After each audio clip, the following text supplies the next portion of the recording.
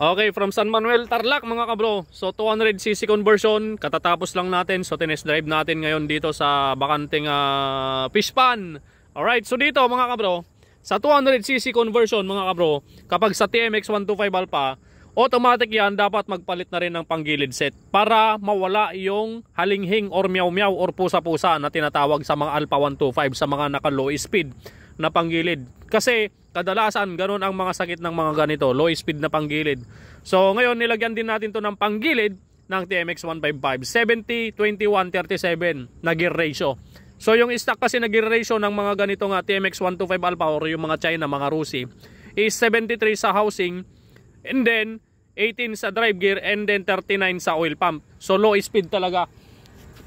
Okay, so ngayon kapag 200cc conversion, automatic panggilid ka agad papalitan kapag sa mga TMX 125 Alpha. Ngayon tapos na natin, paandarin na natin.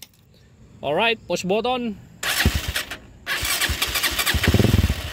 Yan o, kaganda ng tunog, napakaganda ng kalugpog mga kabro. Yan o, napaka-smooth ng andar. Oh my God! Wow! From San Manuel, Tarlac, 200cc conversion mga kabro. So yung mga ginamit nating materials dito, syempre kapag 200cc conversion, Sigunyal 200cc, CG 200 na Sigunyal, 62mm stroke. And then cylinder block 63.5mm. And then yung cylinder head na ginamit natin dyan mga kabro, pang Skygo 175. Alright, so original Skygo 175 na cylinder head, napaka-smooth ng andar. Ayun o, walang kalagitik-lagitik mga kabro. Nice. Okay, so ngayon balik na tayo sa ating laboratorio at para mapalamig natin at para mag-final readjust tayo valve clearance. Okay, para makauwi na rin si Uncle from San Manuel, Tarlac. Okay, let's go!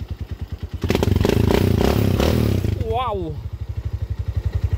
At bago pala tayo bumalik sa ating laboratorio mga bro, meron akong hindi nasabing pinalitan natin sa pyesa ni Sir, ni Uncle. So sa 200cc conversion sa mga Alpha, nagpalit din tayo dyan ng push rod at stud bolt.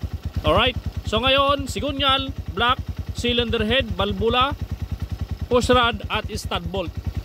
Kasama din yung panggilid set mga kabro. So ayan, so ang conversion kit natin dito kapag kasama yung panggilid set, 20,000 mga kabro. Sa mga magtatanong, materialis labor na yun. Kasama na rin yung overhauling gasket dyan. Additional na lang kung may iba pang mapapalitan. Kagaya nito, nagpalit tayo ng timing gear dahil magaspang na yung dating timing gear nya. So yun yung additional timing gear mga kabro. And then yung mga oil seal, yun yung mga ma-additional sa mga conversion kung sakali. Okay? Ayan o, napakasarap.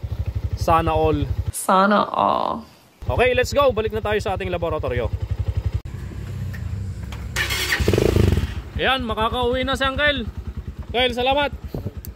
Na-sticker mo na, Uncle? Done. Ay, okay. So, salamat, Uncle, ha. Break in na, takbong pogi. At si Uncle, magbibigay pa ng pamasko. Pangayaw na gigibing. Okay, Uncle, salamat. Okay. Oh, tigisang dang kayo. Tip ni Uncle sa inyo. Oh, oh Dave. Bigay ng Uncle, tip. Yung. Uncle, salamat, ha. Takbong pogi muna, ano. Okay, wag mo munang patatalunin. Di tayo marunong na. Medyo mabigat yung sidecar ni Uncle eh. Gawang tatak JDC yan, kagaya nung sidecar ko mga kabro. Ayun o. Yan. Yes, ano, may mayaya akong pupunta rito. Unang Uncle. Oo. Okay. Ipapanood ko sa kanila yung video natin. Po, sige po Uncle. Smoothan niya. Mayatin. Nanibago si Uncle. Ay, kasarap ng tunog. Alright, ingat Uncle. Sakay-sakay pa ng Uncle yung bike niya. Yos. That's all for today's video. 200cc conversion from San Manuel, Tarlac, TMX 125 Alpha.